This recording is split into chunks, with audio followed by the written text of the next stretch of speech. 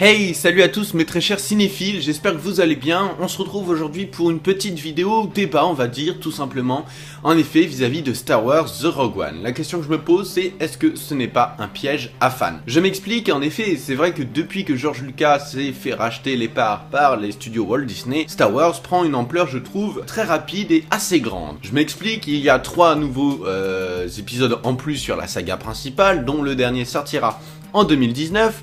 Quant à ça, et en plus de ça plutôt, il y a tout simplement une série parallèle à l'histoire qui, pour Star Wars The Rogue One qui sort fin d'année, se situera entre le chapitre 3 et le chapitre 4. Pendant la construction de l'étoile noire, un groupe de rebelles va tout simplement essayer de s'emparer des plans de cette étoile pour pouvoir connaître les points faibles et donc la détruire plus facilement pour la saga Star Wars, que l'on connaît déjà. Autre chose à savoir, il y a déjà 3 films de Star Wars The Rogue One prévus, dont le dernier pour le moment est prévu jusqu'en 2020, mais, attendez, mais le PDG de Disney a dit dans une conférence, je vous mettrai certainement le lien dans la description, comme quoi qu'il y aurait bien d'autres, beaucoup d'autres épisodes de Star Wars après 2020.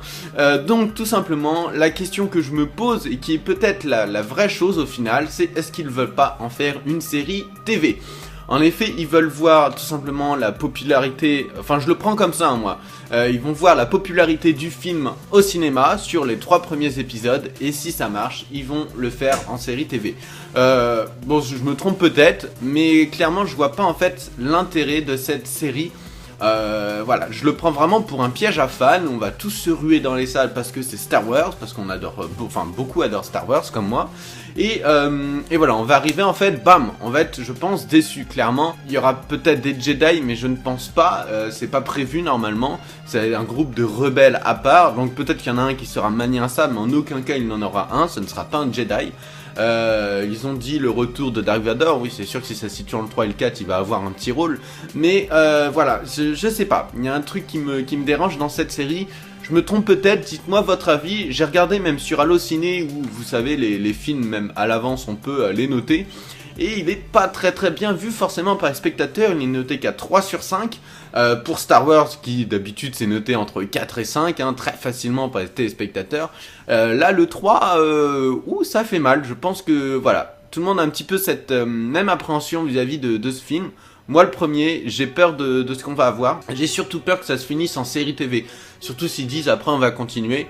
Voilà, alors autant la série jeunesse qu'ils avaient fait, Star Wars Rebels, ne m'avait pas dérangé, au contraire je trouvais ça très intéressant pour les jeunes, et même pour les adultes, hein. Moi je sais que je m'étais amusé à regarder un petit peu, et la série était plutôt sympa.